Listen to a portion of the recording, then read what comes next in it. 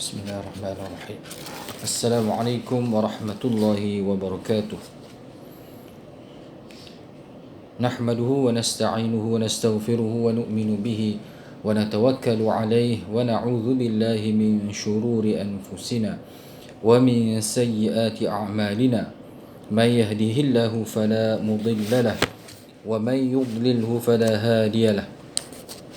ونشهد أن لا إله إلا الله وحده لا شريك له ونشهد أن محمدا عبده ورسوله. اللهم صل وسلم على سيدنا محمد النبي الأمي وعلى آله وصحبه وبارك وسلم. رب اشرح لي صدري ويسر لي أمري واحلل عقدة من لساني يفقه قولي. قال الله سبحانه وتعالى في كتابه العزيز بعد أعوذ بالله من الشيطان الرجيم.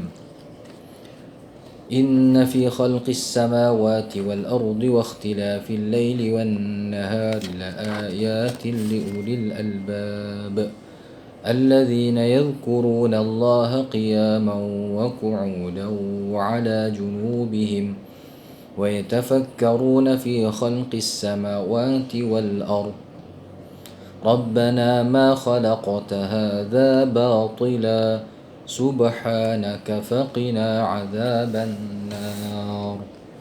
صدق الله العظيم. وقال النبي صلى الله عليه وسلم تفكروا في كل شيء ولا تتفكروا في ذات الله atau kama qala sallallahu alaihi wasallam. Alhamdulillah, muslimin muslimat yang dirahmati Allah, syukur kepada Allah Subhanahu wa taala yang telah mengurniakan kepada kita pelbagai nikmat, jutaan nikmat daripada waktu awal umur semenjak dilahirkan sehinggalah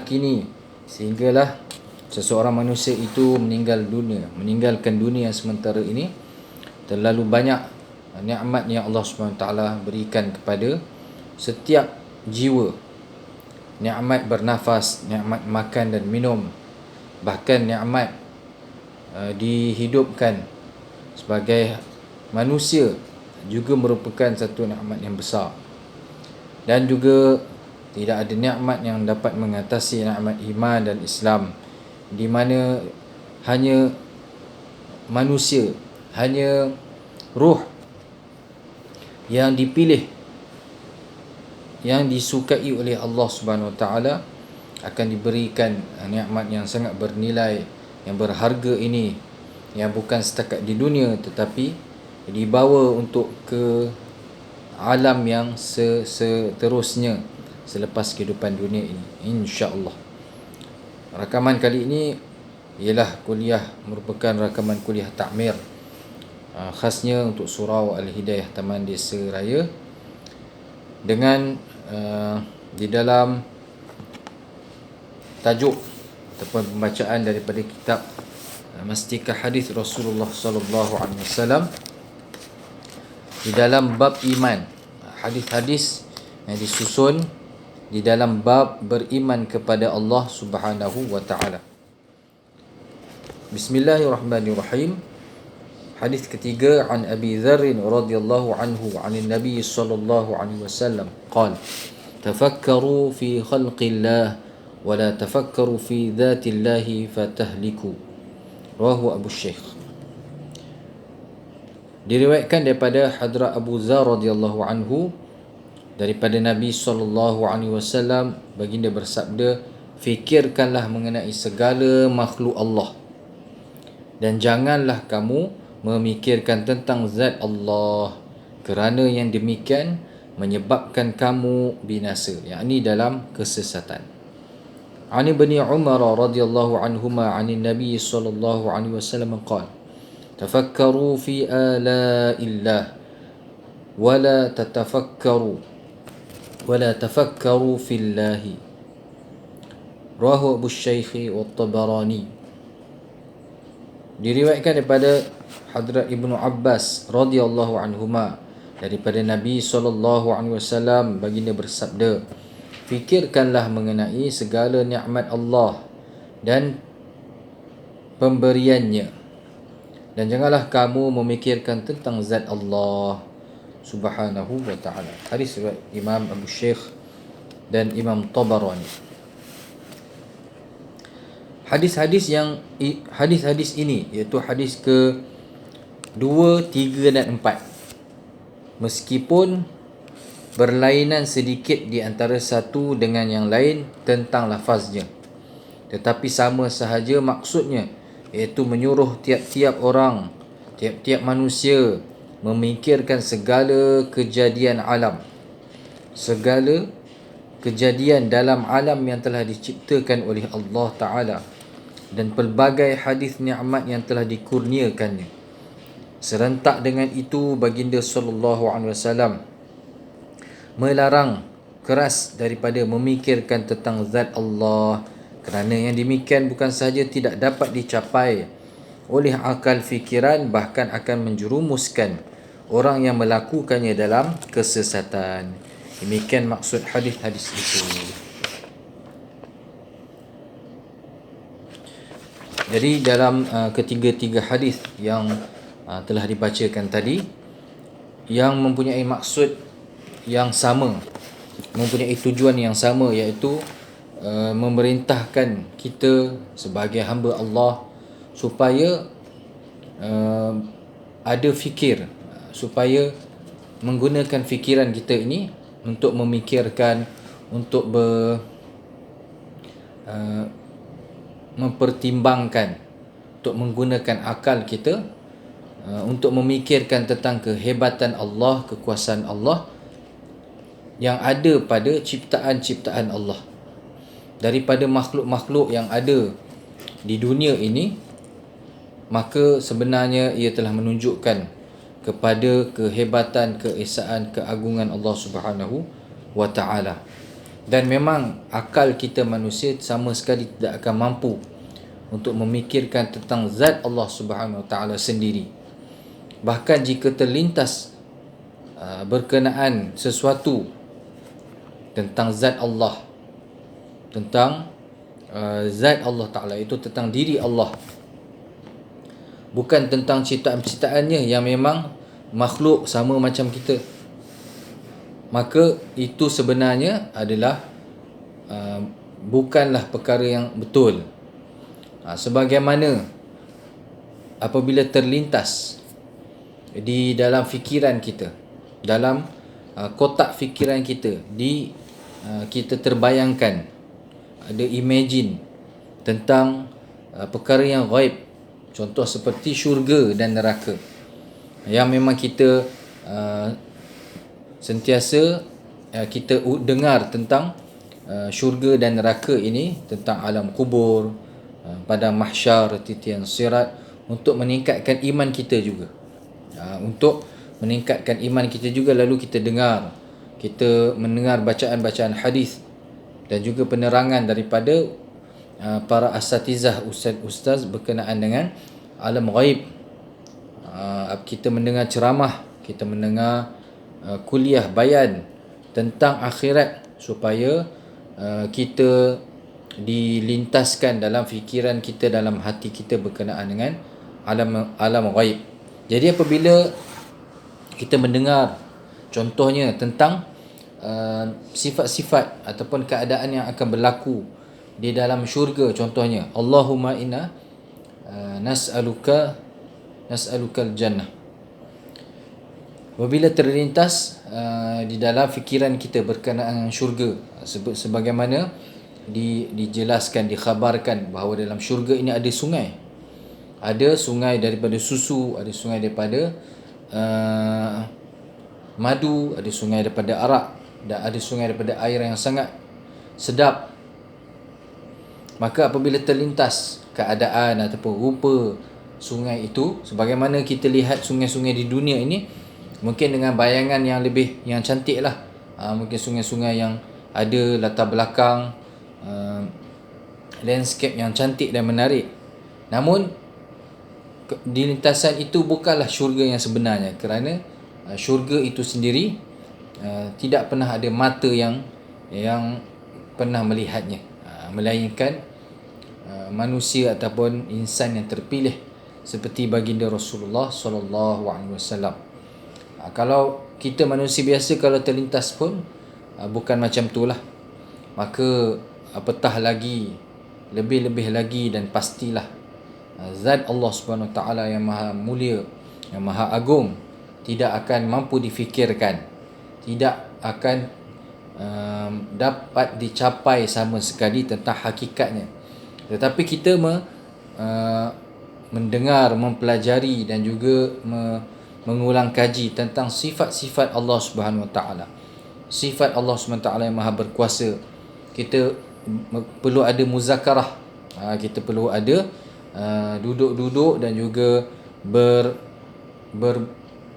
bermuzakarah, bermesyuarat ataupun mengulang kaji tentang sifat-sifat kekuasaan Allah Subhanahu Wa Taala. Allah Subhanahu Wa Taala berkuasa menjadikan makhluk dengan tidak berhajat langsung kepada bantuan. Kun fayakun, jadi maka jadilah semuanya. Dan Allah Subhanahu Wa Taala tidak berhajat kepada mana-mana makhluk, termasuk kepada makhluk malaikat yang menjalankan tugas-tugas yang besar di alam ini. Ada di antara malaikat yang menanggung arash, makhluk Allah Subhanahu Wa Taala yang paling besar. Ada malaikat yang menurunkan hujan, ada malaikat yang menjaga gunung ganang, ada malaikat yang sentiasa bersama manusia menulis catatan amalan baik dan buruk. Walaupun tugas-tugas yang besar, yang banyak, yang lama, tetapi Allah Subhanahu Wa Taala fa'alul lima yurid. Allah Subhanahu Wa Taala ghaniyul hamid, maha berkuasa melakukan apa saja yang dia kehendaki. Tidak ada yang dapat menghalang. Allah Subhanahu Wa Taala maha kaya, tidak berhajat langsung kepada sesiapa pun. Maka sabdaan Nabi SAW, baginda memerintahkan supaya kita umat Islam memikirkan tentang kebesaran Allah. Tidak jauh daripada kita pun, pada diri kita sendiri, pada tubuh badan kita sendiri terdapat ratusan, ribuan, bahkan jutaan nikmat Allah Subhanahu Wa Taala yang menunjukkan kepada kebesaran Allah Subhanahu Wa Taala. Lihat saja pada mata kita yang diciptakan oleh Allah Subhanahu Wa Taala dapat melihat. Walaupun sebahagian kecil manusia ada biji mata, ada fizikal mata, tapi tak dapat melihat kerana tidak diizinkan oleh Allah Subhanahu Wa Taala. Kerana di dunia ini mereka diuji dengan tak dapat melihat. Namun begitu, di akhirat nanti bagi orang-orang yang sabar, adalah balasan, adalah ganjaran untuk mereka. Jadi kita melihat di dunia ini dengan nampak pelbagai warna, dengan pelbagai objek dekat ataupun jauh, dengan mata yang Allah SWT telah berikan kepada kita dengan percuma. Tidak ada bayaran bulanan, bahkan tidak perlu servis bulanan. Walaupun kita perlu jaga juga kesihatan badan kita, kesihatan mata kita dengan mengelakkan diri daripada perkara-perkara yang membahayakan, tetapi taklah perlu sampai penjagaan yang rumit. Kebanyakan manusia, ya betul ada sebahagian manusia, ramai juga yang memakai cermin mata agak rabun, tapi masih melihat. Dan juga pada nikmat yang lain kita lihat, seperti nikmat lidah. Lidah ini, dengan lidah seseorang itu berkata-kata, bercakap, dan dengan lidah seorang itu merasa makanan, merasa pelbagai rasa. Dengan lidah yang tidak bertulang, yang hanya daging yang lembut, yang kecil, tetapi fungsinya sangat besar. Fungsinya sangat besar yang menyampaikan sampai rasa ataupun kesan daripada lidah ini sampai ke otak kita. Dan satu nikmat dan sendi-sendi kita, yang mana dengan sendi ini kita bergerak, duduk, bangun, berjalan, yang semua sendi ini diberikan kepada kita dengan percuma. Dan tanda kita sebagai hamba Allah mensyukuri nikmat ini adalah dengan mentaati perintah Allah Subhanahu wa taala, menunaikan solat, menunaikan zakat, menunaikan semua perintah Allah Subhanahu wa taala ke atas kita. Jadi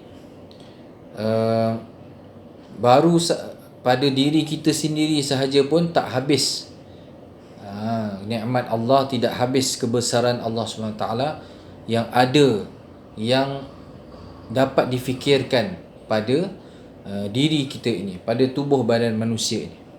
Belum lagi pada kejadian alam, kejadian siang dan malam.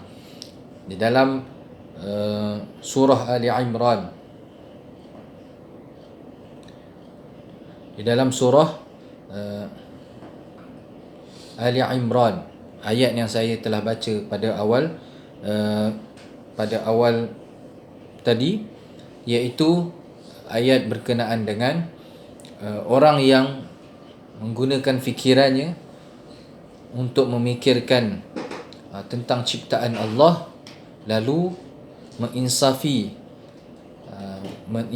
diri yang kerdil ini, yang Allah Ta'ala ciptakan sangat kecil, sangat kerdil di atas dunia ini sebagai hamba Allah, dan akhirnya nanti akan kembali menuju ke rahmat Allah, akan meninggalkan dunia yang sangat sementara ini.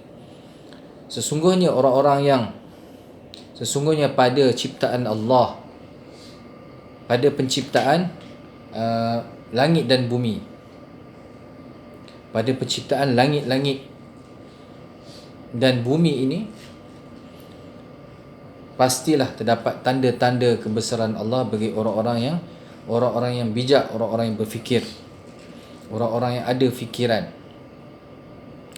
orang-orang yang berzikir kepada Allah, mengingati Allah dalam keadaan berdiri dan dalam keadaan duduk, dan juga dalam keadaan berbaring di atas lambung, yang mereka memikirkan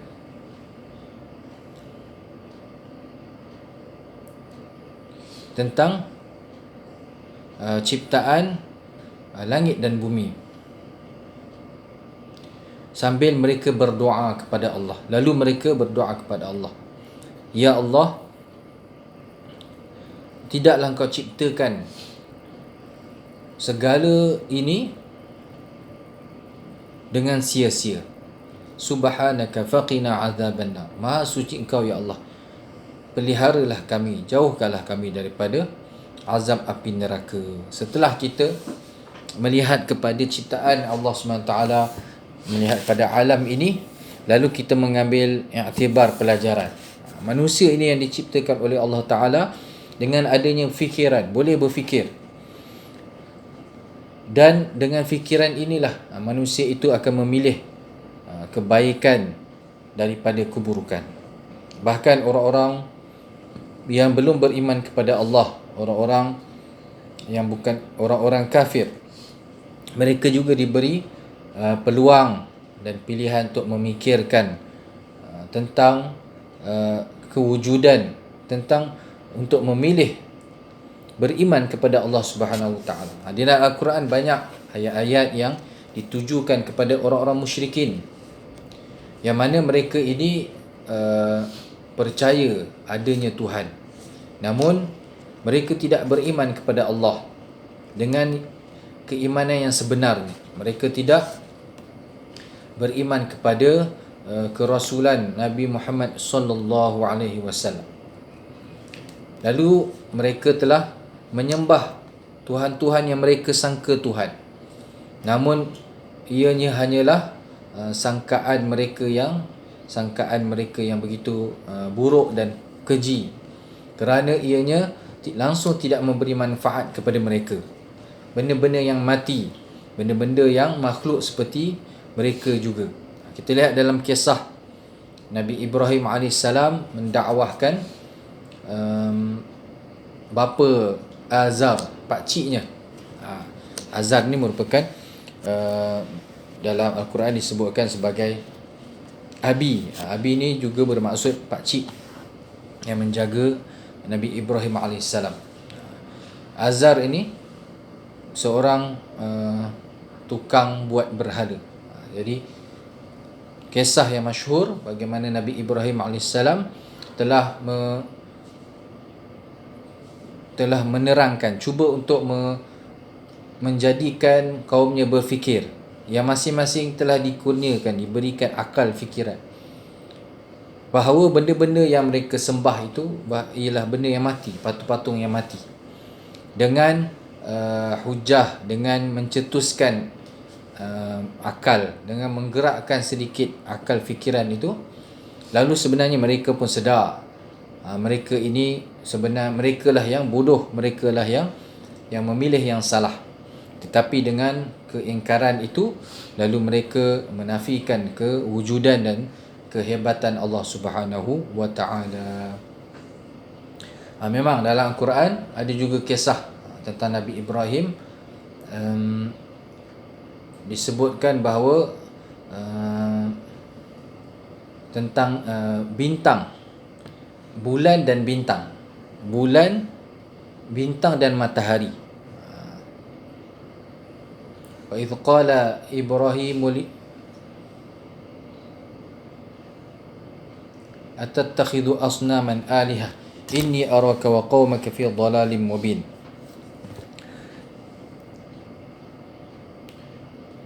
Di dalam Al-Quran ada menyebutkan tentang Nabi Ibrahim melihat, mula-mula sekali melihat kepada bintang, tapi bintang yang berkerlipan. Kemudian bintang hilang apabila datangnya siang. Matahari juga di waktu siang terang benderang, yang menyebabkan siang, adanya siang.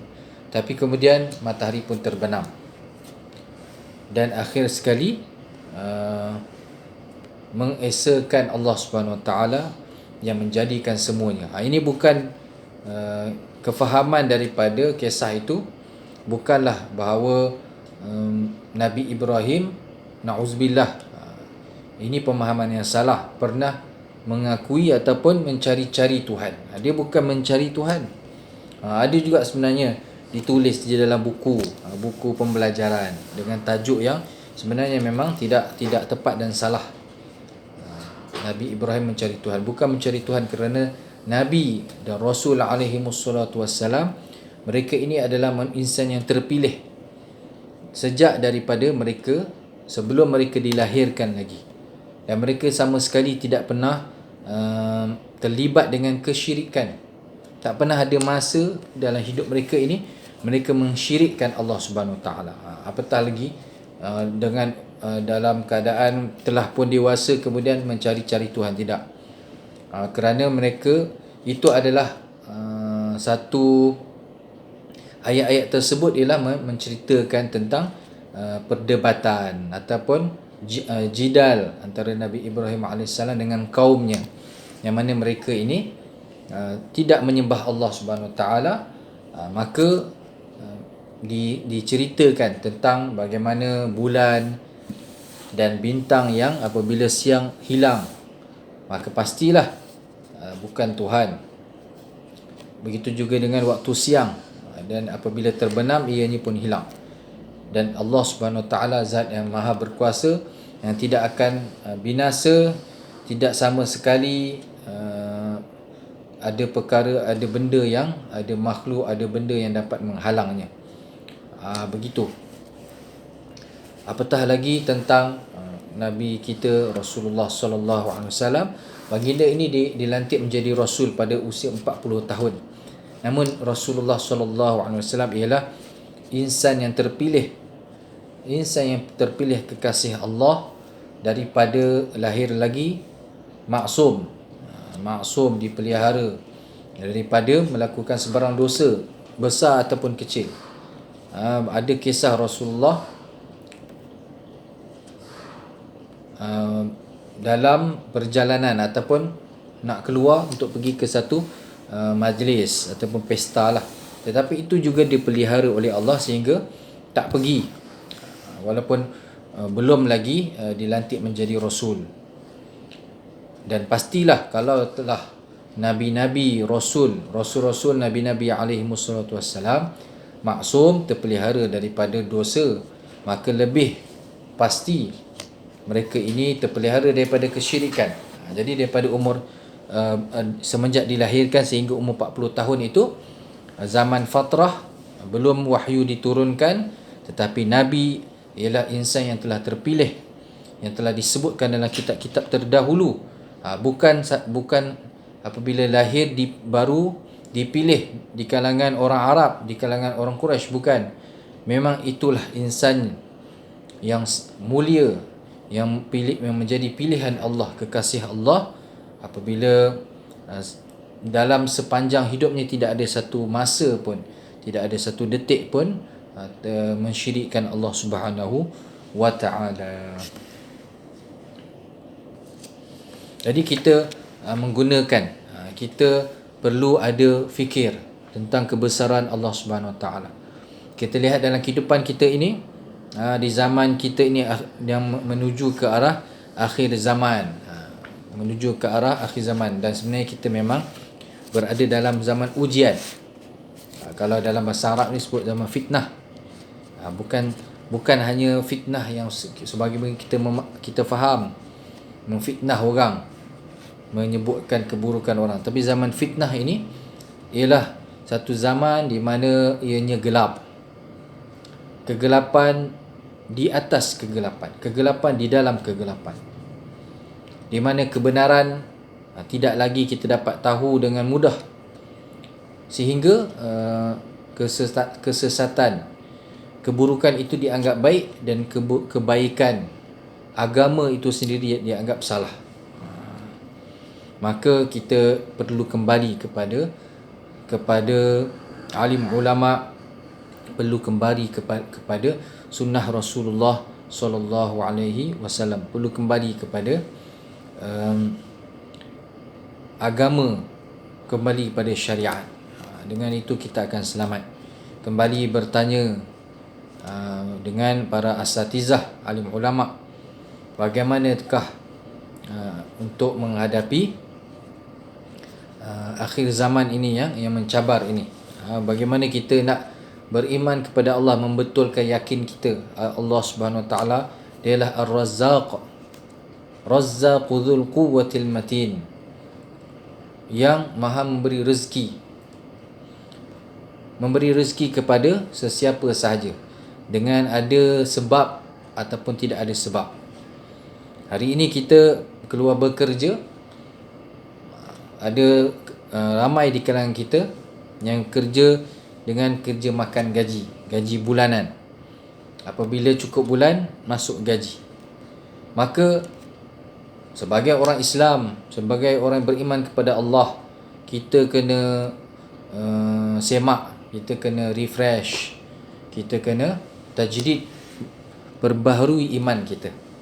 Kita kena letakkan dalam keyakinan kita bahawa bukan dengan sebab aku bekerja ini aku dapat rezeki, bukan dengan sebab ini aku dapat makan, bukan dengan sebab ini anak isteriku dapat makan, bukan dengan sebab makhluk syarikat aku ini yang beri aku gaji ini aku dapat bayar rumah, bayar kereta dan lain-lain. Tetapi itu semua melalui sebagai sebab saja. Hanyalah Allah Subhanahu taala yang memberikan rezeki, yang mencukupkan rezeki. Kita lihat ada makhluk-makhluk yang tidak ada sebab langsung. Contoh seperti ulat. Ulat ini memang ialah salah satu daripada makhluk Allah yang banyak. Dalam keadaan kita tengok ulat ini tidak ada kaki dan tangan. Ulat ke ular ke, tapi mereka kekal hidup.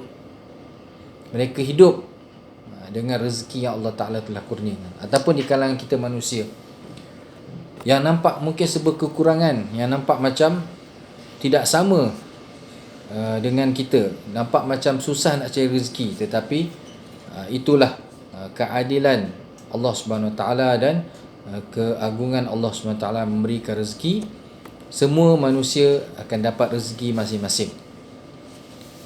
Dengan mentaati perintah Allah, maka akan bertambahlah rezeki. Bagaimana kita nak memikirkan?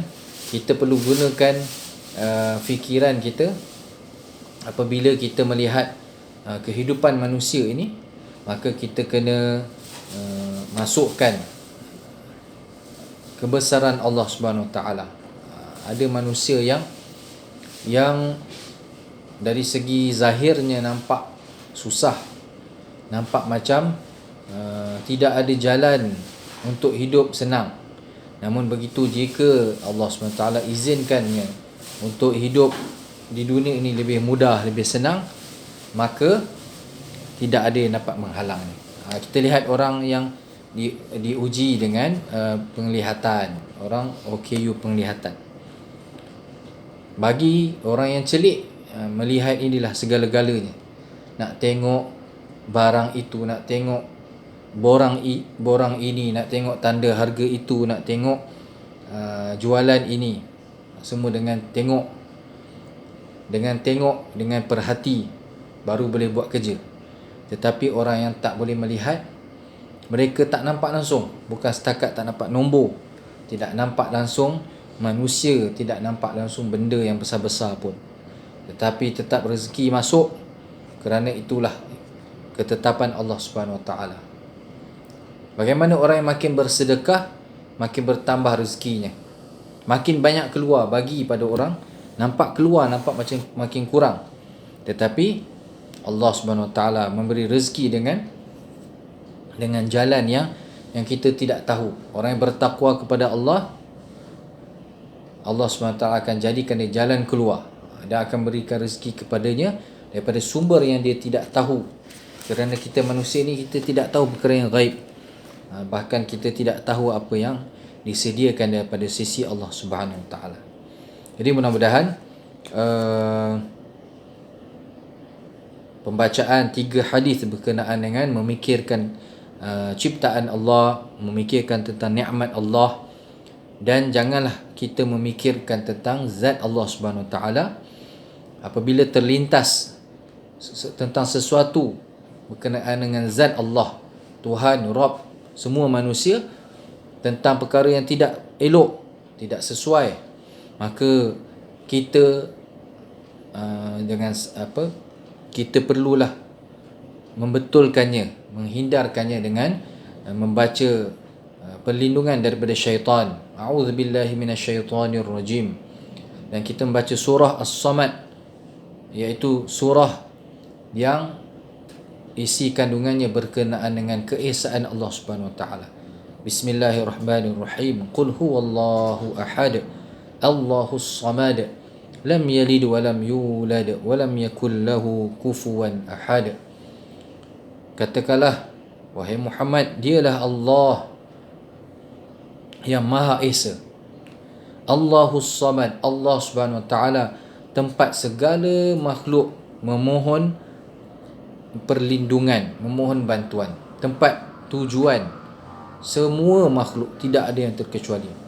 Lam yalid wa lam yulad, tidaklah dia beranak dan tidak diperanakkan. Wa lam yakul lahu kufuwan ahad, dan tidak ada satu pun, tidak ada sesuatu pun, tidak ada seorang pun yang sama dengannya, yang ada kufu dengannya di kalangan makhluk. Langsung tidak ada. Allah Subhanahu Wa Taala ialah zat yang tidak berhajat kepada sesiapa, yang kewujudannya ialah wajibul wujud, wajib wujud. Sedangkan kita makhluk, kewujudan kita ialah kewujudan yang mungkinul wujud, mungkin sahaja wujud, tidak mesti kita wujud.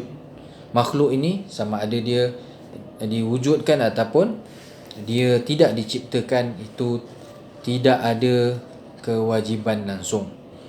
Bagi Allah Subhanahu Wa Taala tidak terikat dengan mana-mana peraturan, tidak terikat dengan mana-mana arahan.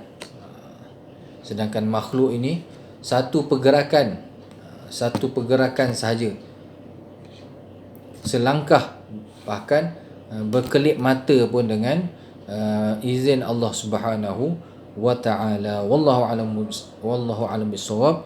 Wabillahi taufiq wal hidayah. Assalamualaikum warahmatullahi wabarakatuh.